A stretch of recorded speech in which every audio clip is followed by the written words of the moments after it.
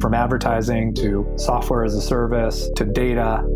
Across all of our programs and clients, we've seen a 55 to 65% open rate. Getting brands authentically integrated into content performs better than TV advertising. Typical lifespan of an article is about 24 to 36 hours. If we're reaching out to the right person with the right message and a clear call to action, then it's just a matter of timing. Welcome to the MarTech Podcast, and I Hear Everything production. In this podcast, you'll hear the stories of world-class marketers that use technology to drive business results and achieve career success. We'll unearth the real-world experiences of some of the brightest minds in the marketing and technology space so you can learn the tools, tips, and tricks they've learned along the way.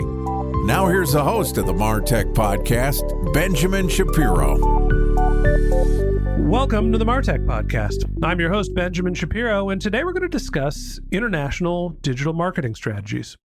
Joining us is Nataly Kelly, who is the author of Take Your Company Global, The New Rules for International Expansion, which is a book based on Kelly's experience building global businesses at companies including HubSpot and Rebrandly. Yesterday, Nataly and I talked about why you need a market intensification strategy, and today we're going to continue our conversation talking about how to choose the best digital strategy for your international business. All right, here's the second part of my conversation with Nataly Kelly, the author of Take Your Company Global. Nataly, welcome back to the MarTech Podcast. Thank you so much, Ben. Happy to be back. Excited to have you back here. Yesterday, we talked about crossing borders, about expanding your business and figuring out if, when, and how you should figure out how to tackle new markets. It's what we call a market intensification strategy. Nataly, tell us, Ma, Ra, and Ka, the acronym you use to figure out if you should expand to different markets. Remind me what Ma, Ra, Ka is. Sure. So Ma is market availability, Ra is real-time analytics, and Ka is customer addressability. It's a mouthful.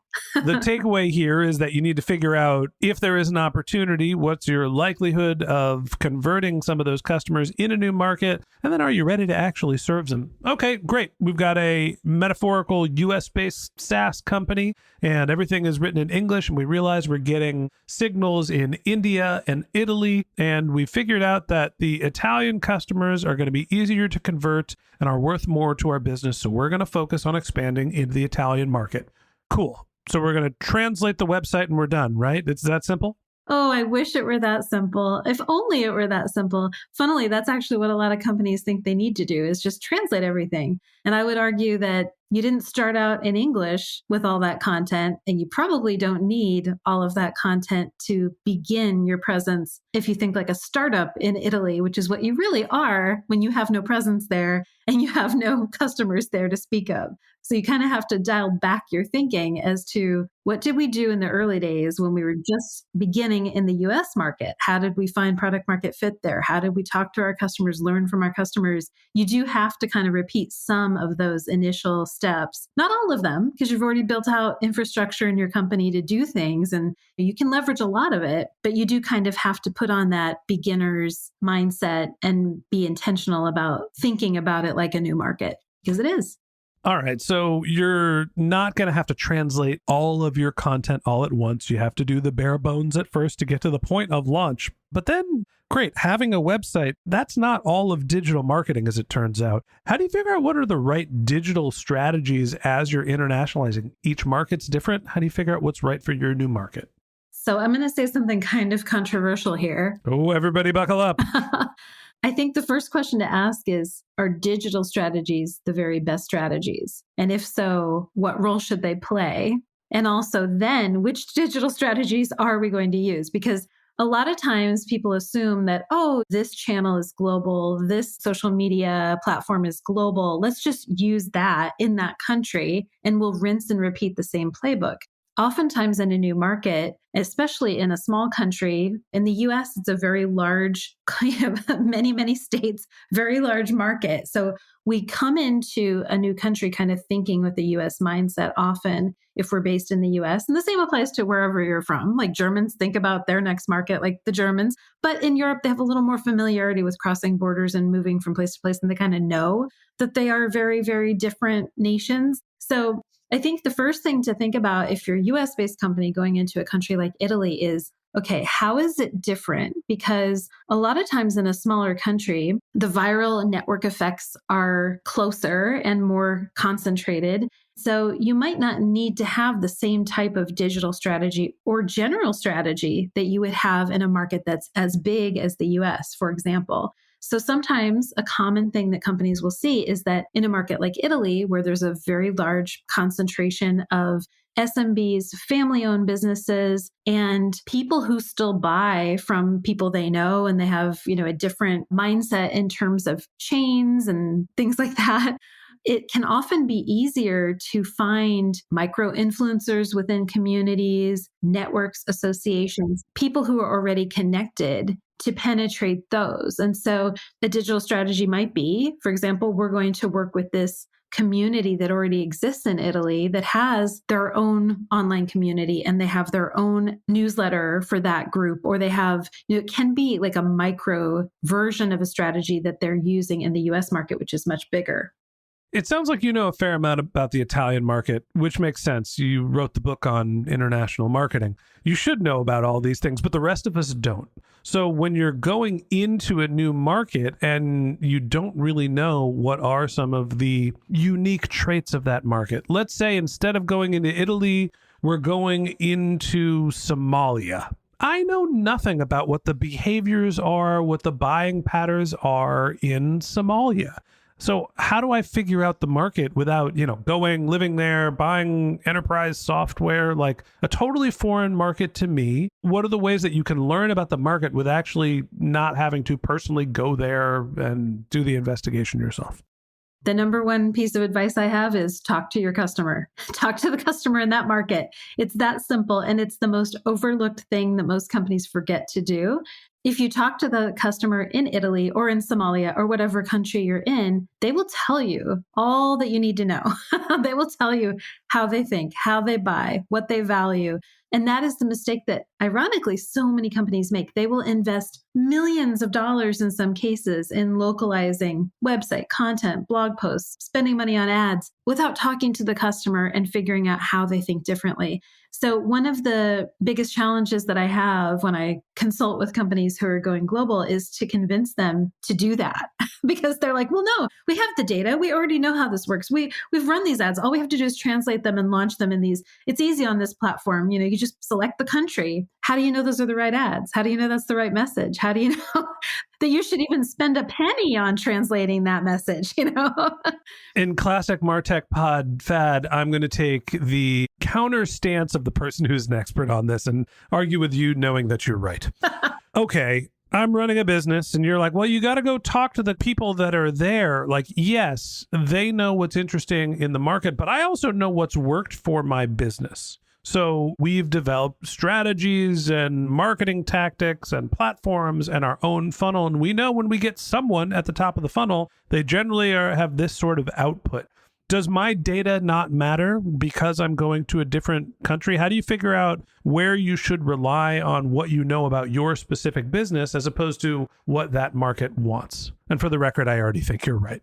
That's okay. It's a good question. I think it's not actually that people don't believe that they should talk to the customer. It's that they don't want to take the time to do it because they think it'll be faster to just execute. And there's this hunger sometimes to just launch and do things. That's changed a little bit in the current macro environment, where people are a lot more conscious of what they're spending. But I would say if you came to me with that counter argument, I would say, feel free to test. Just don't overinvest. Go ahead and spend some money, do some blog content, see how it goes. See if your conversion rates are the same, if that's working for you.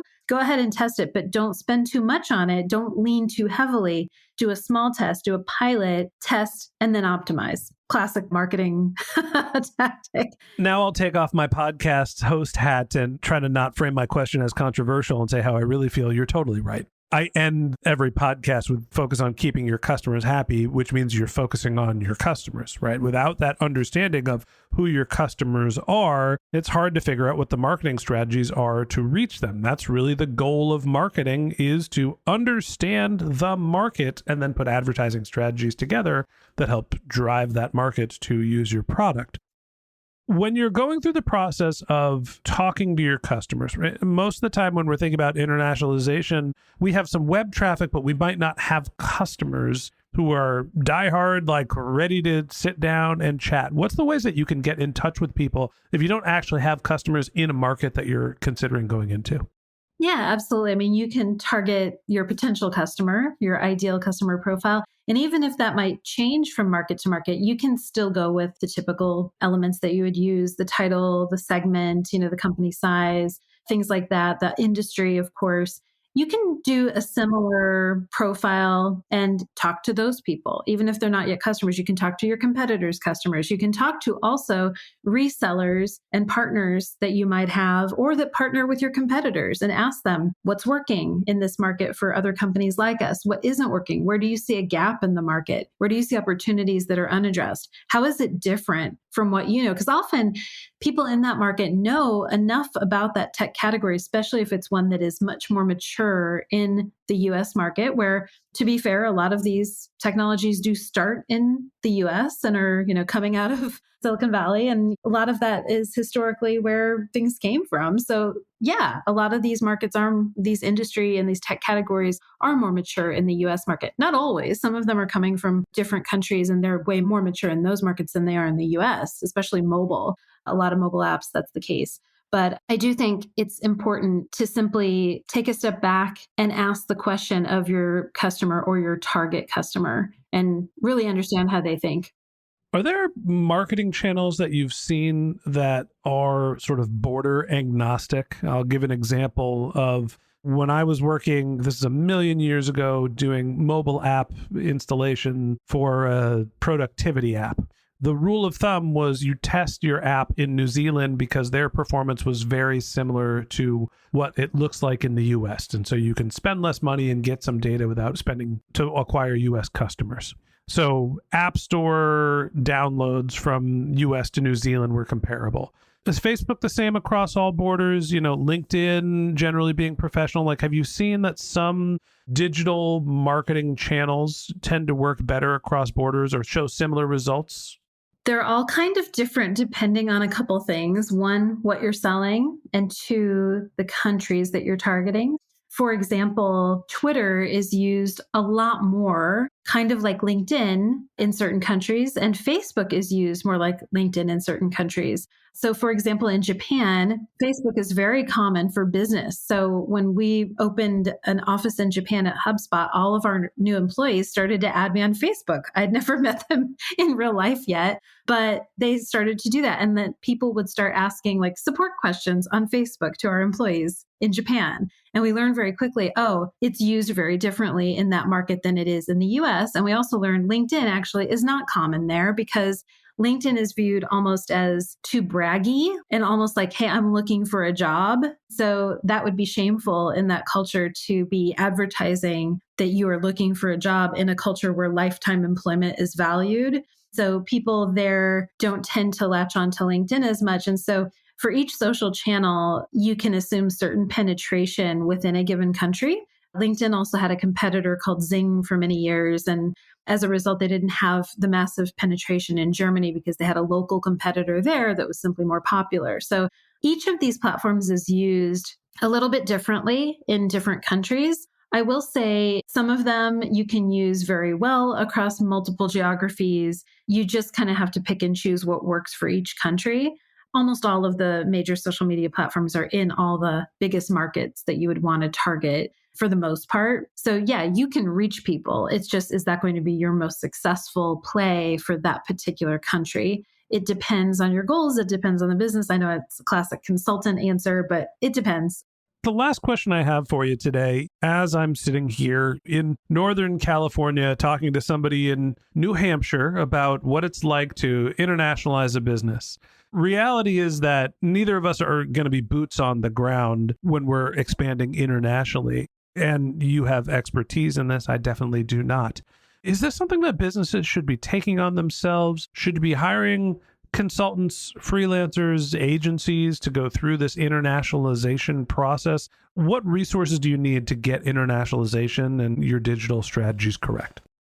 I love the idea of hiring for international growth from the beginning, as early as you can in the life of your company, because it's like a 2-for-1. You basically hire people who have a little bit more knowledge of maybe multiple countries, multiple markets, and you get that thinking built in by default as you're building things. So people are not necessarily always building just for one country, just for one language. They're building in a way that's globally extensible and that you can get into your business early, which makes it easier to go global later, even if you don't have plans to in the beginning. So I really like hiring people with some international experience. They don't have to be from another country, although I love when you bring the immigrant mindset, you often bring a growth mindset with you into a business. And so a lot of the fastest growing companies, especially in tech, have been founded by immigrants or have immigrants in their leadership team and people who have experience from more than one country. And it doesn't always have to be that they are natively from another country. They could have lived in another country, often second generation immigrants, even multiple generations on. If they have an interest in international, that often is a nice clue that they could add something to your business. And we talk a lot about diversity and inclusion. I think that's one of the aspects of diversity that is often overlooked is international experience. And that brings with it many other types of diversity, often socioeconomic and experience living in different places, different religions, different cultures. So I think that hiring for international as early as you can really enriches the composition of your workforce. And that's why she wrote the book, Take Your Company Global. Nataly, I appreciate you coming on the show, talking to us a little bit about internationalization and how to make sure our digital strategies are working across borders. Thanks for coming on and being my guest. Thank you so much, Ben. All right. And that wraps up this episode of the MarTech Podcast. Thanks to Nataly Kelly, the author of Take Your Company Global. If you'd like to learn more about Nataly, you can find a link to her LinkedIn profile in our show notes.